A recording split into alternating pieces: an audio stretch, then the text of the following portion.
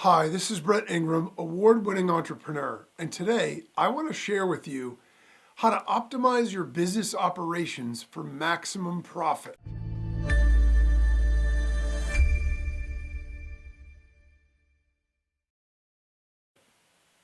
So our business goals for each of us may differ, right? We might want to be a titan of industry and become a mogul and change the world. Or we might just want to live a better lifestyle, make our own rules, and be able to pay our bills and live, on our own without needing to rely on anybody else, or anywhere in between.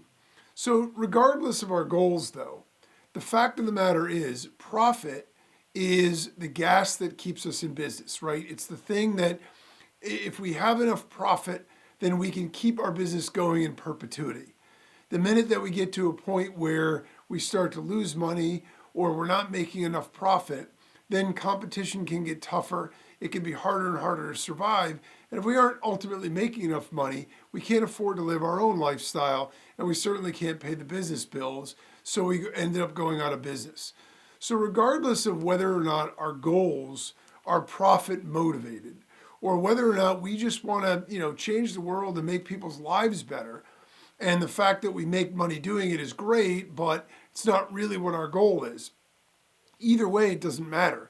The fact is, it's smart and important to want to maximize our profits, because what it's going to do is it's going to allow us to continue to do what we love to do. And so we're going to have, greater lifestyle security. We're going to be able to have a better lifestyle. We're going to be able to pay the bills. We're going to have peace of mind. We're going to know that we can compete and everything else. And so, in general, when we talk about profit and we talk about sales, mostly the focus shifts to marketing, sales, those kinds of things. The idea is when we think about profit, it's always from sort of the sales and revenue side of it. Because the idea is if we can market more, if we can sell more, if we can get more of our products and services in front of customers and get more to buy, then we can scale and we can grow and we can make profit. 100% true. Everything about that makes total sense. But there's another side to the same coin, and that is the equation for profit in a simplified format is just revenue minus expenses. So there are actually two different ways to increase our profit. Yes, we can increase revenue, we can increase sales, so we can start to market more, we can make more sales, we can get more customers, we can increase the average profit per sale or average amount per sale, we can increase the frequency that people buy from us. All those are very effective, valuable strategies and should always be pursued. But that's also talked about quite a bit. But let's look at the other side of it for a minute, because here's the thing. If I make $100 in sales and I have $50 expenses, then I make $50 in profit. If I now want to make $100 in profit, I can raise the sales, right? And now if the sales go up to 150 and my expenses are 50, then I'm still at 100. Or if I could reduce my expenses to zero, for the same amount of sales, it's $100 in sales, at zero expense, I still have the $100 profit. So the fact of the matter is, sales is always important, revenue is always important, and if we have investors or whatever else, they're all going to be excited about the idea that the sales curve goes up. But the fact of the matter is, profitability is super important, and an equally powerful way to increase profit is to reduce expenses. And so increasing revenue is one way, but decreasing expenses is another way. So if we get efficient and we get optimized, the benefit of doing that, there are a number of them, but among the chief ones is that we can minimize our waste and therefore minimize our expense. And if we do that, that helps us maximize our profit. So I want to talk for a little bit about how we're going to do that. When we're working inside our business, what can we do already inside of it without needing to go out and get more customers to make more money? So it's also even more important what we're going to talk about for scaling. Because here's the thing, let's say that you're profitable, and then let's say you amp up your marketing and you start making even more sales. But your expense structure and your operation structure is not efficient. So you're wasting extra dollars here, extra dollars there. Well, as you scale, those problems become more pronounced. The gaps between become larger. The waste becomes bigger. And the expenses go up at an alarming rate. So the fact is, it's always smart to optimize while we're small. So then when we scale in an efficient way as well. So there's a lot of benefits to doing this, no matter what level that we're currently at, before we start to scale any larger anyway. So there's a simple method that I created over the years of doing this for myself. Because in the digital business that I have a variety of different things going on at any given time. And it can be very difficult to keep track of everything and very difficult to figure out a way to try to, okay, how could I reduce expenses? I can't cut that out. I can't cut. So I figured out a way to try to optimize each and every aspect of it. So that way it's a much more efficient, leaner ship and allows for more profit. So the simple method that I want to share with you is going to help you optimize your business and keep it that way. And it's basically just a few steps. The first step is literally to just identify all the tasks and operations in your business. It doesn't matter how big it is. It doesn't matter how small it is. You can write these out as a list. It doesn't really matter, whatever. But we need to identify. Most of us don't even think about in a conscious way or in sort of a list way the stuff that needs to be done in our business. We see a need, we fill it. We see something that needs to be done, we do it. So the basic idea is we just go around doing all the things we need to do, so at the end of the day, the stuff is done that needs to be done. But once we have been in business for any period of time, there are going to be a set of tasks that we're going to do, and a number of them are going to be ones that we do over and over again, right? And some are not, and some are, and everything else. But we want to identify all the tasks, everything that we do in the business. So if it's something that I do as the owner or as the CEO or whatever, then I'm gonna jot that down. If I have a team, staff, outsourcers, doesn't matter. All of those tasks that need to be done for your business to make a profit, that to make sales and exist, are all the things we need to write down. So once we start to make a list, and at first, the first few of those things will come right to your head. But as you actually stop and think about it, and as you go through your day, you can start to jot things down. Like if you can't think of everything all in one shot, that's okay. But what you'll find is, as you go through your day, other things will crop up and you'll say, oh yeah, I forgot about that. I do that every day too. And I have to do this every Friday.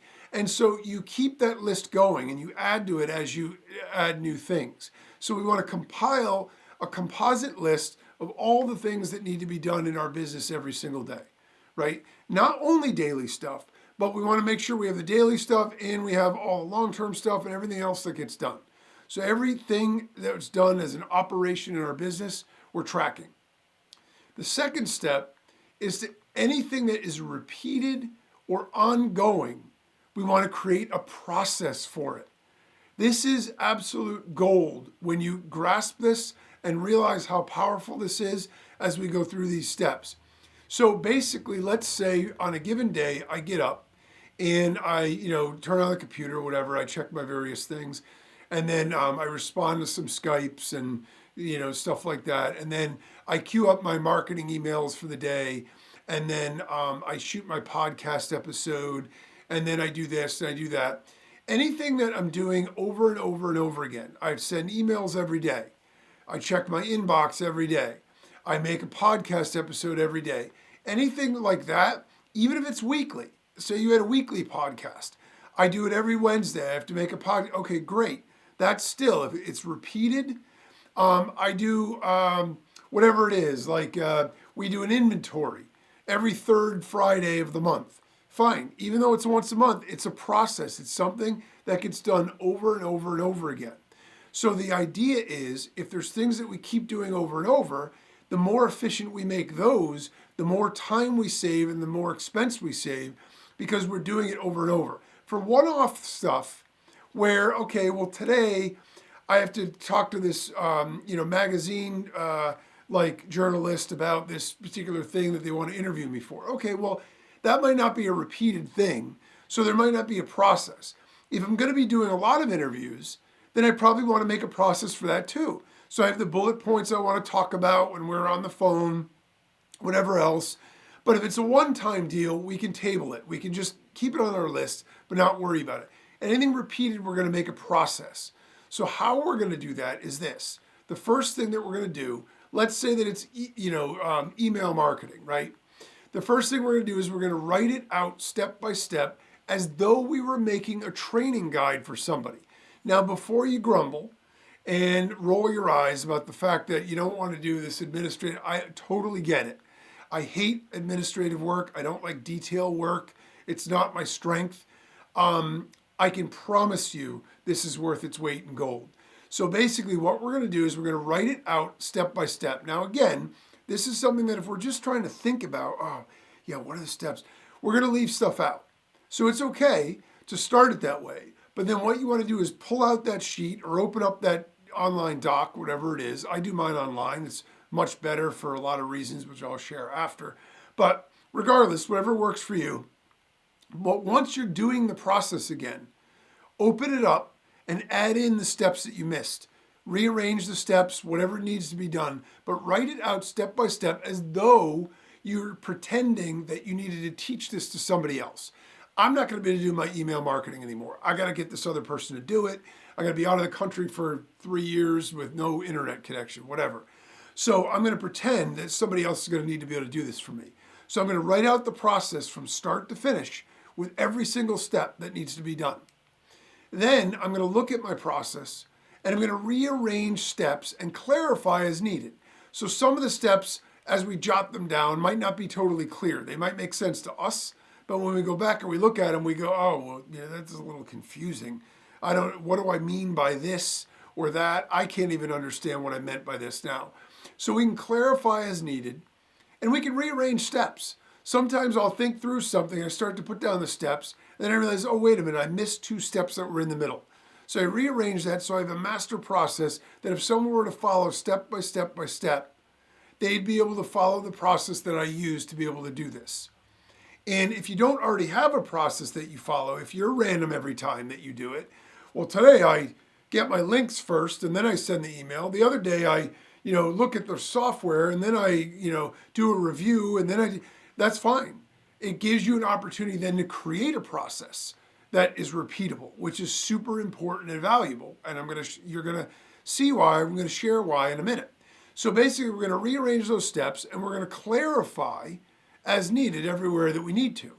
Then we're going to list the tools that are needed or the resources that are needed to make it happen and or link to them. If we're using an online document, this is why I like to use online. It's easier to edit, but also you can post links right in there. So let's say, for example, for email marketing, I use a couple of different email marketing tools. Well, if I'm going to write out the steps, I also have to put links in to the various tools that I use and my logins. Otherwise, nobody else would be able to do it, right? To say, send this email. Okay, well, how, where, using what tool? So I put a link to the tool so when they click on it, it opens up the tool. Okay, great. Give them my login. Now they can log in and they can send the emails. If I'm going to decide what products to promote using that, and I have a place I go to look at that, I'm going to list that. So each of the various things, we put links, we attach documents, put links, lists, whatever. So the ending process that we've created is complete. That if we disappeared tomorrow and handed this to somebody, they could pick it up and essentially figure it out. They might not be as good as we are initially at it, that's fine, but they'd be able to at least do the process in a way that does it justice. And that is the idea. We want to really document all of those processes. Then the third step is to review every process and tighten it. This is really valuable. So once we've started to document it, that's great. That in and of itself is going to help a lot. You're going to notice a lot of things that are inefficiencies just by doing that process. But in addition to that, then if we go back and look at that with a critical eye, and we say, well, wait a minute, does every process here make sense? Are there steps here that can be eliminated? Sometimes we do something out of the force of habit or something we started doing. We're not really needing it anymore, but we keep doing it. just because we never thought consciously about the process. It's just the way we've always done it. Can steps be combined? Sometimes we could take a couple of steps and put them together or change the order that they're done so the process flows a lot easier. Instead of jumping from this window to that window over to this computer and then that one, oh no, I can do these 4 steps in this window and then I can open a new tab and knock this thing out. So we can look at how things can be eliminated, how things can be combined. And then can things be streamlined or done in a better, faster, cheaper, easier way? We look at every step and we say, is there anything about this that can be streamlined, shortened, simplified? Is there a way to make it better, faster, cheaper? Those are all things that save waste and save expense. And then once we've done all that from a manual perspective, then we want to look at it and ask ourselves, can this be automated? Okay, is there an AI tool? Is there some kind of automatic tool out there that can do some of these steps for us? I know for email inbox management, there are a lot of smart email inboxes now that basically will learn your behaviors and realize these are spam, dump these. So you can even save the amount of money you'd spend on an admin in a lot of cases because it will even filter those things out for you. And you can let it know what emails are really important. So don't dump these no matter what or whatever. So there's automated tools. And if you don't know, do a search. A lot of times there's new stuff coming out all the time. So we need to figure out what tools are there out there. I do a search for that. I'll give you a perfect example of this. I used to do things with cutout images, right? So I had an image and I needed to cut out all the background to make it transparent so it could lay on top of another image or a graphic. And when I started doing it, I was using Photoshop. So I had to cut around the image and then zoom it way in and then eliminate just the extra gray spots and all the other stuff. And I literally was doing this manually. And then I was I found a way to automate it in a batch sort of thing. So it was a little bit better, but it was still really tedious. And one day I just decided I'd do a search. And I found this tool online that actually, I think it was called Clipping Magic was the first one, or Clip Magic or something. And so you could literally put a tool in there, you had to pay for it, but it was so cheap. But by comparison, I could do an entire batch in a few minutes I might spend $20 on the credits to do those, whereas it would have taken me, even if I outsourced it, more dollars in time than that to pay somebody to do it. So it was actually a cost savings, and I just didn't know the tool existed. So I knew it had been around longer than when I found it. If I had just done a search earlier, I would have saved all that trouble up front and would have been able to already do it better, faster. So we want to be looking for ways that we can automate and simplify these things. Are there tools out there that exist? Okay, if not, can it be outsourced for a lower cost? If I'm doing it, and I think, I'm the CEO, so I'm the only one who's going to be doing this, and I'm going to be doing that. I have all these high-level activities I need to be doing, and I'm doing image cropping, and I could pay somebody $5 an hour or $7 an hour to do it. There's no question that, yes, it's a cost, but it's actually in terms of its cost benefit, it's actually a benefit. It's actually a money saving, because now I can dedicate my time toward growing the business and doing more important things. And I can have somebody else who's good at that focus on that. So can it be outsourced for lower cost than what we're currently spending on it? And then the fourth step that we want to do is we want to do an ongoing process review monthly or at a set interval. The first 3 steps are vitally important and will drastically improve your efficiency. However, by its very definition, as we go through business, things become inefficient. If we just stop there, we've gone 90% of the way up the mountain, only to find we're going to roll back down. Because over the course of several months, things are going to get sloppy and inefficient again. So we want to go back to this document every single month or at whatever set interval we decide, and we want to review it and ask all the same questions. Can we automate this? Is there a tool now that exists that can do this?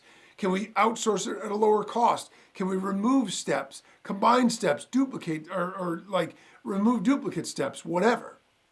If we have someone on our team that's already doing this process, put them in charge of optimizing and updating it. Tell them every month your job is to open this document, go through it step by step, and see, is there a way that we could do this better? Because things are going to change over time, and the process that we follow may not always be the same. New tools are going to become available that make it better and easier to do. And, as an example for my own podcast, I originally was using, when I was doing a video and an audio, about 6 different tools. I had Camtasia, I was using Photoshop, I was using some other rendering thing. I had an online platform. I had Blueberry for the. I've got it down to 2 or 3 tools now, and I'm able to create all the content in essentially 1 to 2 places. So I took my own operation and streamlined it, and I knocked over an hour, probably 90 minutes a day off of that from my time that I've now freed up to do other things. It's hugely important. And remember, if it's a repeatable task, it's not 90 minutes you saved once. It's every single time you do that task, you're saving that amount of time. So these 4 steps can make a big difference, both in cutting costs and inefficiencies, but also in removing ourselves as necessary and making the processes in our businesses easy to train new people and get up to speed fast. So it minimizes the reliance on any one person's individual knowledge that's in their head, and it makes our business more scalable and frees us up. So the takeaway here is that every business needs to make profit. Whether our goals are to become titans or moguls of industry, or we just want to live a better life by our own rules, profit is the gas that keeps the engine going. We can always look for ways to grow sales, but if we also minimize expenses, we maximize our profit, improve our market competitiveness, make our business scalable, and eliminate the need for us to always be working. Optimizing takes a bit of time and work up front, but the payoff down the line is well worth it.